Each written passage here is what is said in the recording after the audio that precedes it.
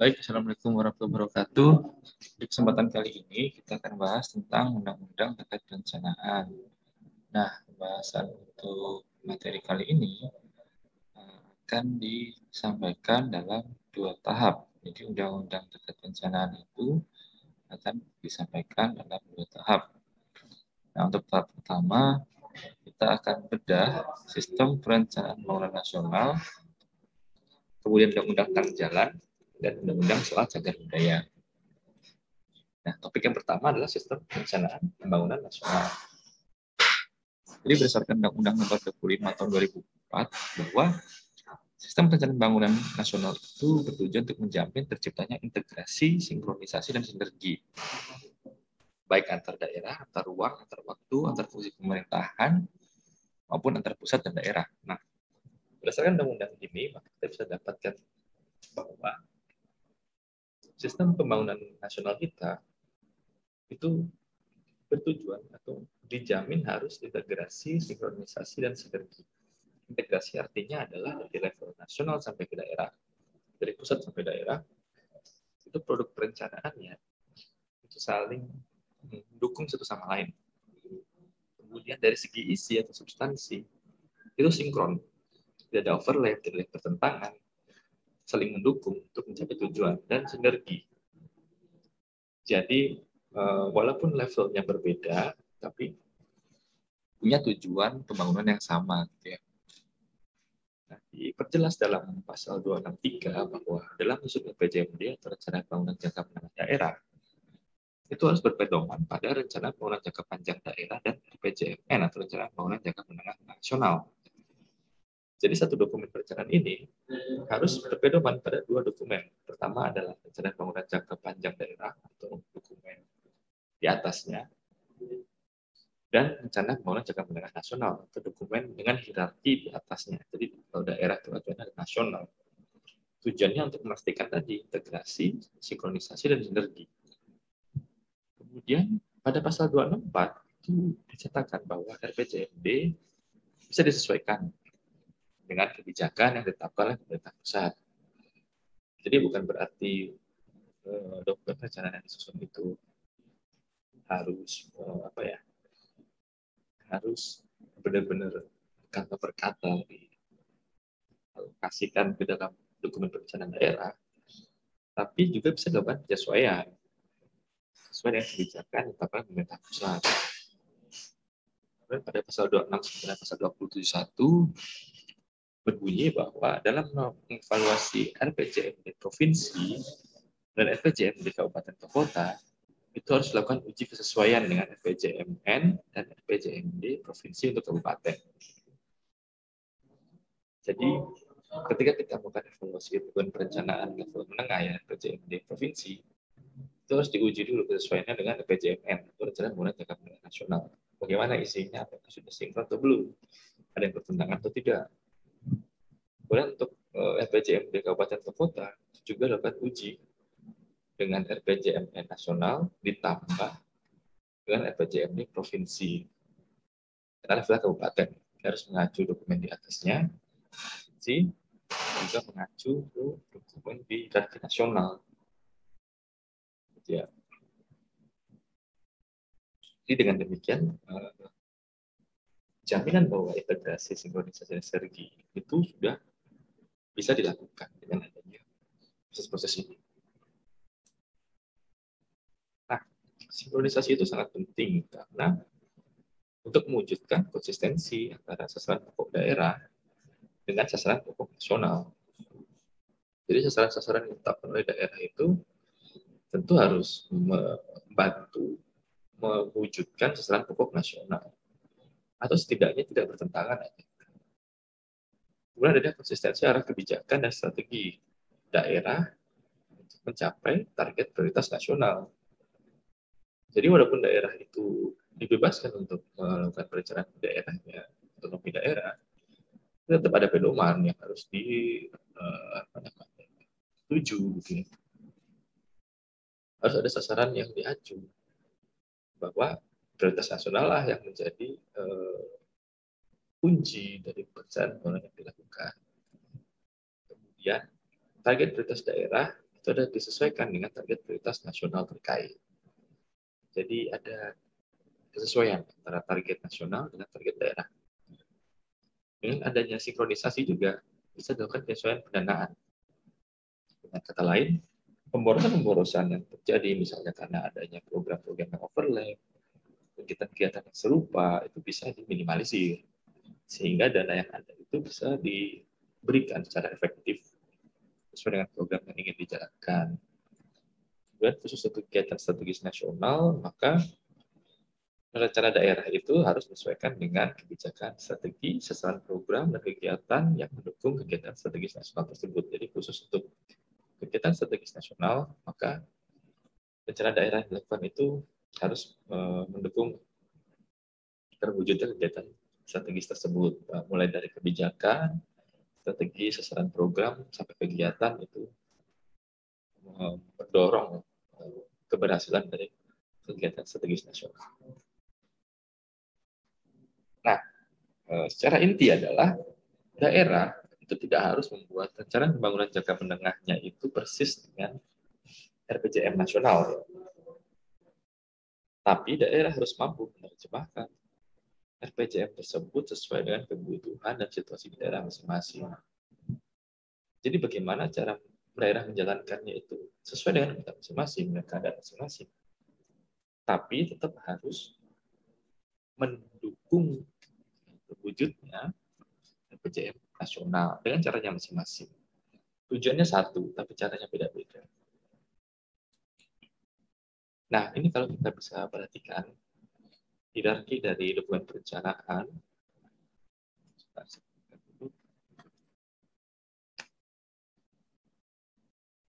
Nah, pertama, disusunlah RPJP nasional, rencana pembangunan jangka panjang nasional. Nah, RPJP nasional ini akan diacu oleh penyusunan RPJP daerah. Nah, setelah dua dokumen ini selesai, maka RPJP nasional akan menjadi pedoman disusunnya RPJM nasional. Jadi ada penerjemahan dari RPJP nasional menuju RPJM nasional. Daerah pun demikian. Nah, hubungan antara RPJM nasional dan RPJM daerah itu saling perhatikan. Dalam Undang-Undang 23, pedoman langsung itu ke perencanaan di atasnya. Ya.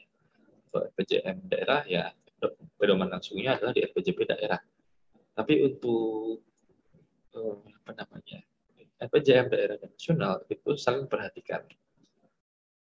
Dalam artian tetap harus diperhatikan bahwa misinya itu tidak bertentangan. Walaupun sebenarnya itu bisa diminimalisir karena dari awal RPJP daerah itu mengacu ke RPJP nasional. Tapi tidak masalah karena kita tetap harus menjamin adanya sinkronisasi itu. Nah, dari RPJM nasional maka akan dijadikan pedoman dalam penyusunan Renstra Kementerian dan Lembaga. Di mana setelah Renstra KL ini terbentuk akan menjadi bahan bagi penyempurnaan RPJM nasional.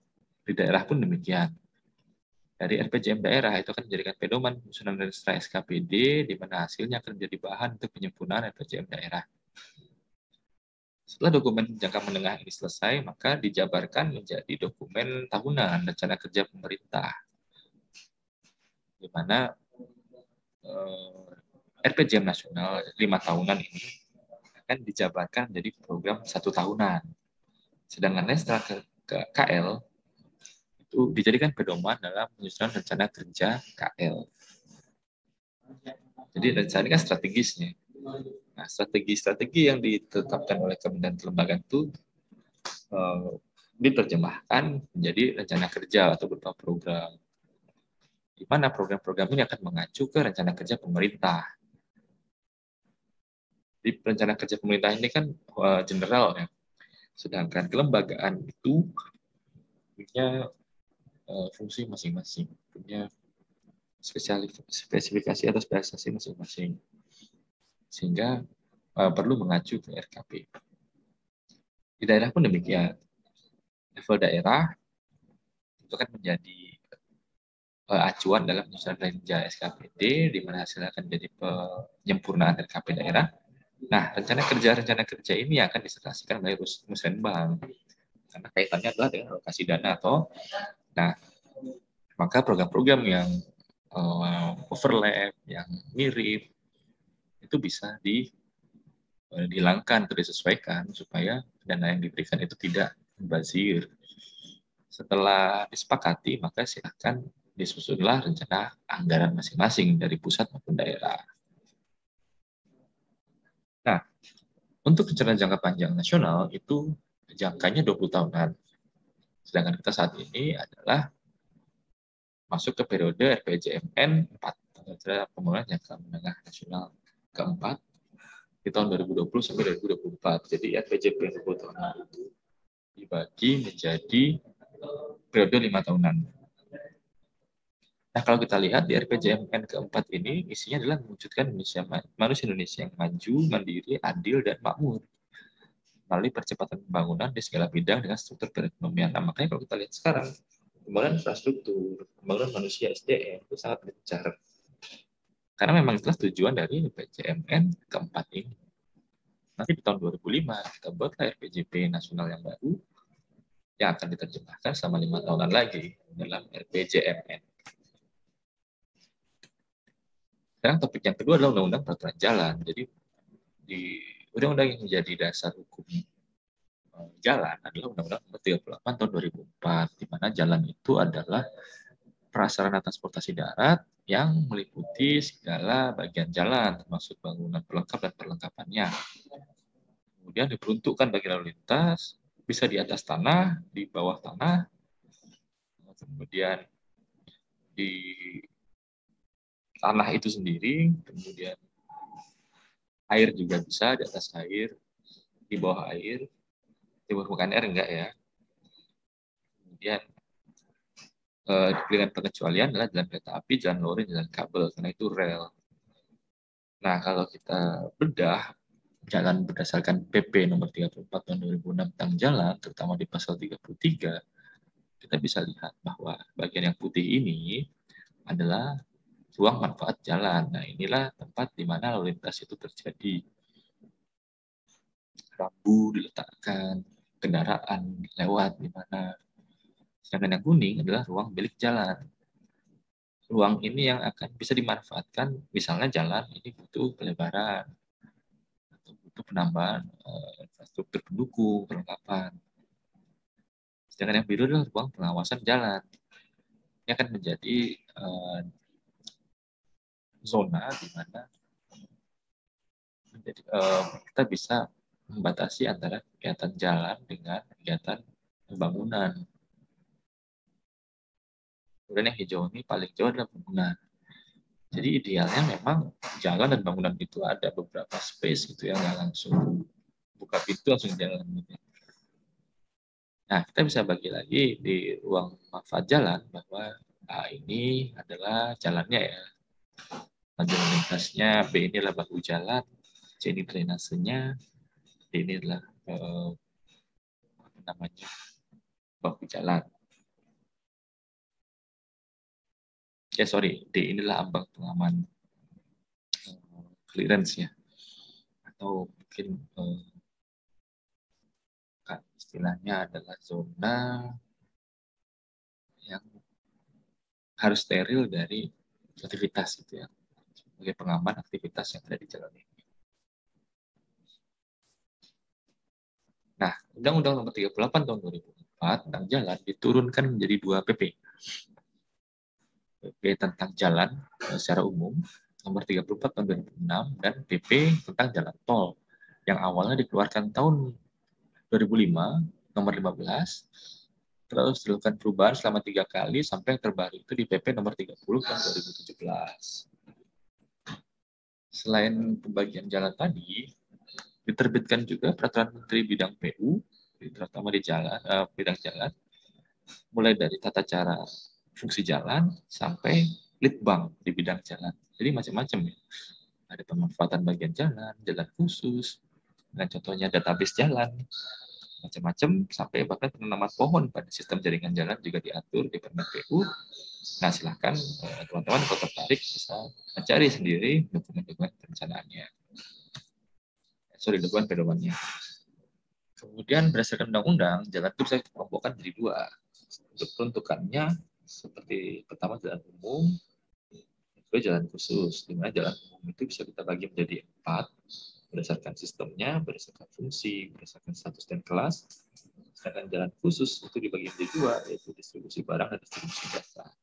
Nah, sedangkan jalan khusus ini sudah jelas ya. Apakah dia dimanfaatkan sebagai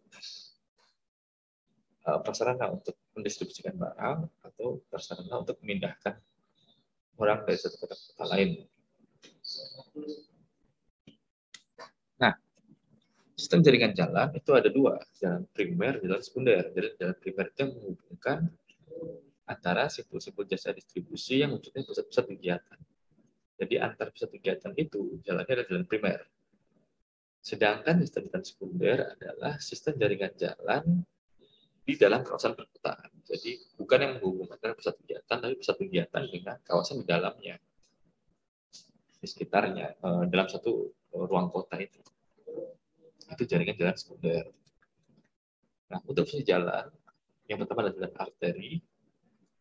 Jadi jalan arteri ini adalah fungsi jalan yang melayani angkutan utama, misalnya Transjakarta yang besar, yang modelnya, dengan ciri perjalanannya jarak jauh, kecepatannya tinggi, dan jumlah jalan masuk dibatasi secara daya guna.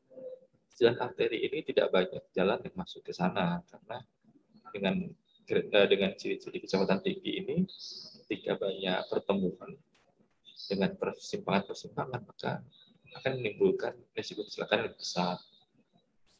Yang kedua adalah jalan kolektor, di mana jalan umum ini fungsinya adalah melayani angkutan pengumpul.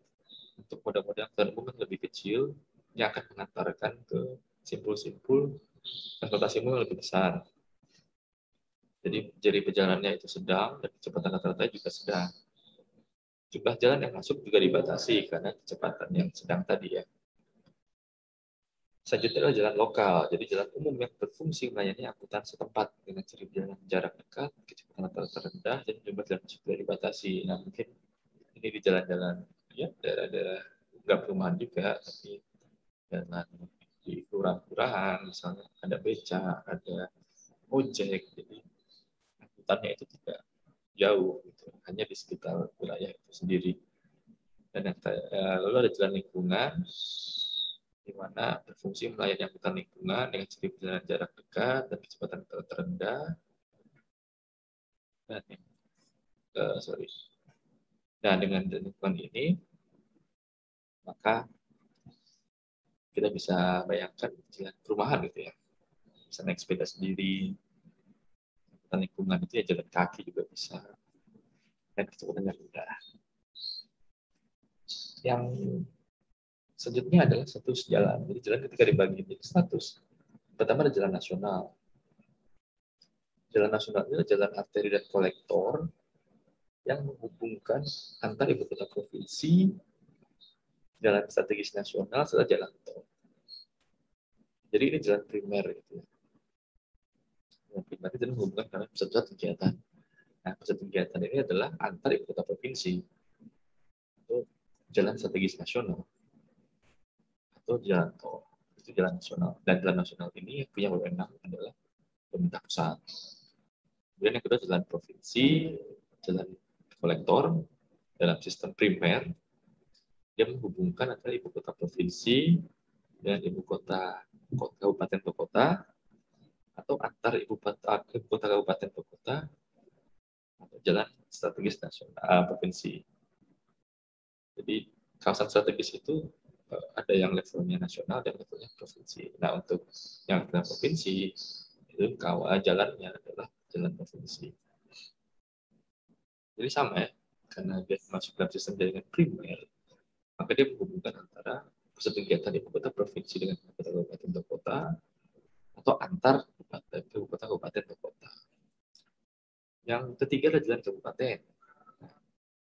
Jadi jalan lokal dalam sistem jaringan primer yang menghubungkan antara ibu kota kecamatan dengan ibu kota kabupaten, atau antar ibu kota kecamatan, atau ibu kota kabupaten dengan pusat kegiatan lokal, atau antar pusat kegiatan lokal, serta jalan umum dalam sistem jaringan jalan sekunder di wilayah kabupaten. Jalan kabupaten ini kewenangannya pemerintah kabupaten. Kemudian dia menghubungkan antara pusat kegiatan, kalau yang primernya ya, jadi dari ibu kota provinsi, kota kabupaten ke ibu kota kecamatan, dan antar ibu kota kecamatan, kemudian ibu kota kabupaten dengan pusat kegiatan lokal. Untuk yang level sekundernya, ya semua jalan kecuali yang menghubungkan antara pusat-pusat kegiatan itu, ya jalan strategis kabupaten. Keempat adalah jalan kota, itu jalan sekunder yang menghubungkan pusat pelayanan dalam kota, antar persil, pusat pelayanan dengan persil, serta menghubungkan antar pusat pemukiman yang berada dalam kota. Kemudian yang terakhir adalah jalan desa, jadi jalan umum yang menghubungkan kawasan atau antar pemukiman di dalam desa. Jadi kurang lebih seperti itu ya jalan. Kita lihat aja dari mana ke mananya. Biasanya kalau menghubungkan pusat-pusat kegiatan adalah sistem primer. Nah, yang dihubungkan ini apakah levelnya kabupaten atau provinsi. Kalau yang menghubungkan level provinsi, berarti itu jalan provinsi. Kalau dia menghubungkan kabupaten, berarti itu jalan kabupaten. Ya, mudahnya seperti itu. Kemudian kelas jalan, kita bisa bagi jadi kelas 1, di mana ini merupakan jalan arteri dan kolektor yang bisa dilewati kendaraan motor yang lebarnya 2,5 meter, panjangnya tidak lebih dari 18 meter, ukuran yang paling tinggi 4,2 meter, dan beban terberatnya adalah 10 ton. Untuk kelas 2 adalah jalan arteri kolektor lokal atau lingkungan yang bisa dilewati oleh kendaraan bermotor dengan ukuran yang sama, tapi dengan beban paling berat 8 ton, jadi lebih ringan, tapi dengan dimensi yang sama. Yang ketiga adalah kelas 3. Jadi pada jalan ini, terutama arteri kolektor lokal dan lingkungan, itu dilewati kendaraan dengan dimensi yang berbeda, yaitu lebar 2,1 meter, panjangnya tidak lebih dari 9 meter, ukurannya paling tinggi 3,5 meter, dan muatannya 8 ton. Jadi jalan kelas 3 ini bisa dilewati beban 8 ton sama dengan kelas 2, tapi dengan dimensi yang lebih kecil. Kemudian untuk kendaraan-kendaraan yang besar, yang melebihi standar jalan kelas 1, di mana mungkin lebih panjang dari 18 meter, lebih lebar dari 2 meter, lebih tinggi dari 4,5 meter, atau dengan beban di atas 10 ton, itu masuk ke kelas khusus. Selanjutnya topik 3, di mana kita bicara soal undang-undang cagar budaya. Jadi cagar budaya ini dipayungi hukum oleh Undang-Undang Nomor 11 Tahun 2010. Cagar budaya adalah warisan budaya sifatnya kebendaan. Bisa berupa benda, bangunan, struktur, situs, dan kawasan di darat, di air, atau keduanya di darat dan di air, dan perlu dilestarikan karena punya nilai penting bagi sejarah, intelek, agama, dan atau kebudayaan melalui proses penetapan. Nah, bangunan kuno, bangunan budaya, belum tentu cagar budaya, atau benda-benda kuno, benda-benda budaya belum tentu bisa cagar budaya kalau belum ada proses penetapan. Ya, yang penting. Tidak semua yang populer berbudaya itu adalah cagar budaya, tapi harus melalui proses penetapan. Kenapa kita perlu menetapkan cagar budaya? Karena satu, dengan ditetapkannya sebagai cagar budaya, maka itu adalah upaya kita melestarikan warisan budaya bangsa dan warisan umat manusia. Kalau sudah dijadikan cagar budaya itu pasti kan dirawat ya, pasti kan dilestarikan supaya anak cucu bisa lihat. Gitu. Yang kedua adalah meningkatkan harkat dan martabat bangsa melalui cagar budaya. Bangsa yang besar itu bangsa yang tidak melupakan sejarahnya, bangsa yang menghargai kebudayaannya. Ketika kita masih kental dengan nilai budaya, kemudian peninggalan budaya kita masih terjaga dengan baik, maka harkat dan martabat bangsa itu akan naik juga. Contohnya Jepang dengan budayanya yang masih kental akan menjadi objek daya tarik tersendiri dan perkuat kepribadian bangsa. Jadi kita tahu sejarah kita itu seperti apa, bagaimana misalnya budaya kerja masyarakat dulu, bagaimana Majapahit bisa menjadi kerjaan terbesar. Nah, itu akan memperkuat kepribadian kita karena kita tahu jati diri kita, asal usul bangsa kita, Jadi bukan krisis identitas gitu ya. Gotong royong itu adalah nilai semangat kita, budaya kita. Itu makrifah jinawi, ramah tamah, akan menjadi kepribadian yang dibawa oleh seluruh masyarakat di bangsa Indonesia. Gitu ya. Lalu bisa meningkatkan kesejahteraan. Ya, nah, dengan penetapan cagar budaya itu kan bisa dimanfaatkan misalnya sebagai objek wisata. Kalau kita ditetapkan sebagai objek wisata, maka masyarakat tentu bisa difungsikan gitu ya, didaya gunakan sebagai orang-orang atau sumber daya manusia yang mengelola objek wisata tersebut. Dan terakhir kita bisa mempromosikan warisan budaya bangsa pada masyarakat nasional.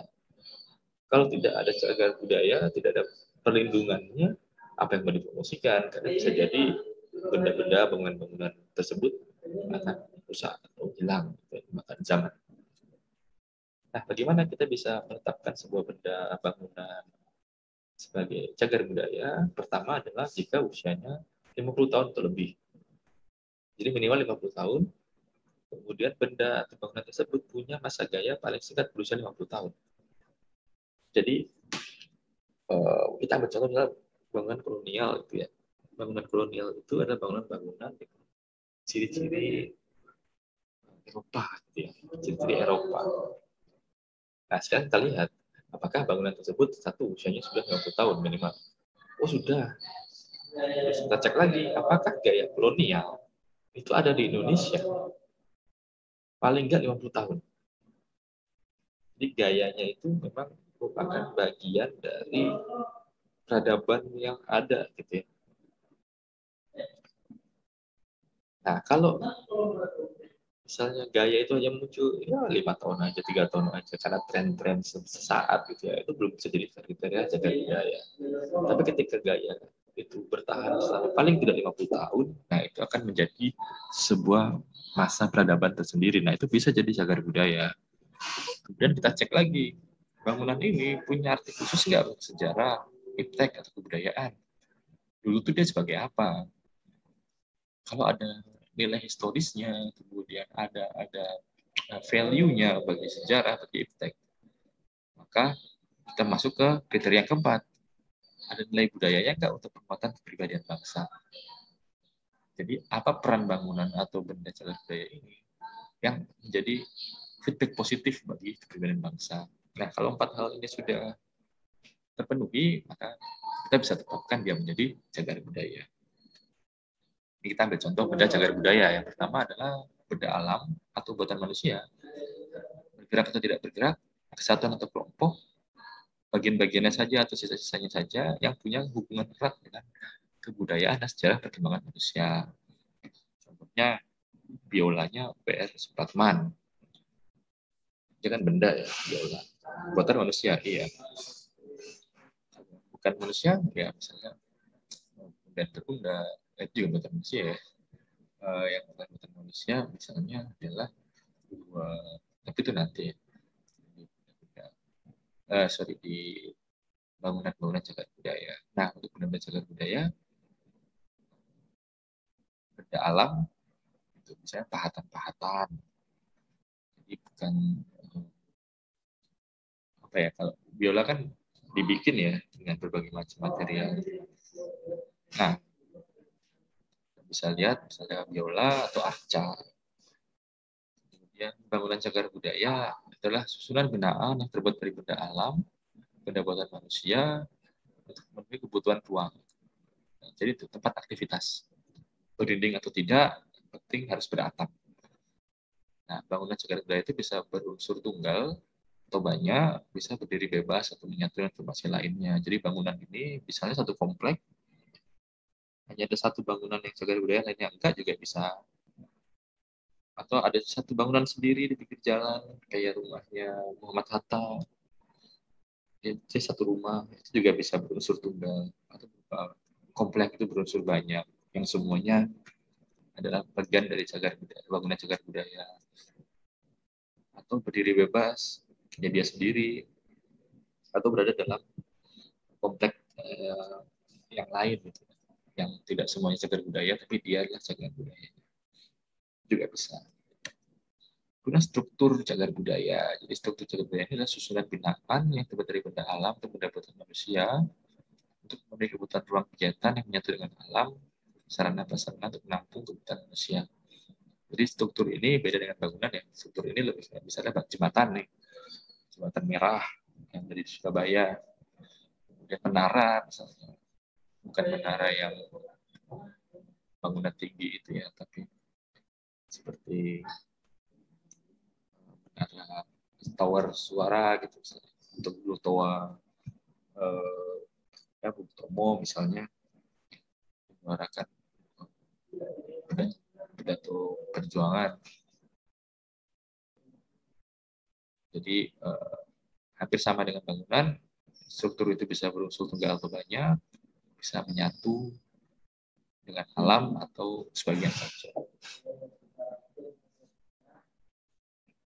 Oke, kemudian situs cagar budaya. Jadi situs cagar budaya ini adalah lokasi darat atau air di mana di lokasi tersebut mengandung benda cagar budaya, bangunan atau struktur, atau bisa ketiganya sebagai hasil kegiatan manusia atau bukti kejadian di masa lalu. Jadi syarat lokasi situs cagar budaya itu adalah ada benda, ada bangunan, ada struktur, atau ada ketiganya, atau dua di antaranya, dan ada informasi kegiatan manusia di masa lalu. Jadi situs ini lebih kayak interaksi antara benda, bangunan, struktur cagar budaya itu dengan aktivitas di sekitarnya, atau ruang di sekitarnya. Jadi situs. Yang keempat adalah kawasan cagar budaya. Nah, kalau kawasan ini lebih kompleks dalam penetapannya ya, karena satu, punya dua situs cagar budaya minimal, tetapi berdekatan. Kemudian berupa lanskap budaya bentukan manusia minimal usia 50 tahun, memperlihatkan pola fungsi ruang pada masa lalu, paling nggak usia 50 tahun, memperlihatkan pengaruh manusia masa lalu pada proses pemanfaatan ruang, jadi ada interaksi dengan ruang di sekitarnya, kemudian memperlihatkan bukti pembentukan lanskap budaya, jadi ada bukti pembentukan budaya di sana yang menjadi nyawa atau corak dari kawasan tersebut, atau memiliki lapisan tanah terbenam yang mengandung bukti kegiatan manusia atau endapan fosil. Jadi ada bukti-bukti, intinya bukti-bukti kegiatan gitu ya. Kalau kawasan ini berarti ada bukti kegiatan di mana ada beberapa situs juga di dalamnya. Dan usia minimal 50 tahun. Nah, kawasan cagar budaya ini mungkin kita bisa ambil Keraton Yogyakarta gitu ya. Jadi di Keraton Yogyakarta itu kan ada istana keratonnya sendiri, kemudian ada pemandian putrinya di Taman Sari, kemudian ada alun-alun, ada benteng yang milik keraton. Nah itu kan masing-masing benda cagar budaya gitu. Dan setiap benda ini atau bangunan ini punya interaksi dengan wilayah sekitarnya sehingga mereka upgrade di situs. Nah, situs-situs ini saling berdekatan juga kan. Misalnya antara alun-alun dengan istana keraton, itu kan dekat nih. Nah, itu akhirnya masuk ke syarat kawasan cagar budaya. Nah, dalam upaya pelestarian cagar budaya, ada 3 hal yang bisa dilakukan, yaitu perlindungan, pengembangan, dan pemanfaatan, di mana pelestarian itu adalah upaya dinamis kita untuk mempertahankan keberadaan cagar budaya. Jadi pelestarian itu upaya kita untuk memastikan bahwa cagar budaya yang ada ini masih bisa dinikmati untuk beberapa tahun ke depan. Keberadaannya itu akan terus ada. Lewat pelindungan, itu upaya mencegah dari kerusakan. Misalnya ketika ada bencana alam, kita memindahkan isi museum ke tempat yang aman, itu upaya pelindungan. Kemudian pengembangan, peningkatan potensi nilai informasi cagar budaya, atau pemanfaatan tertentu secara berkelanjutan yang jelas tidak bertentangan dengan tujuan pelestarian, mau dijadikan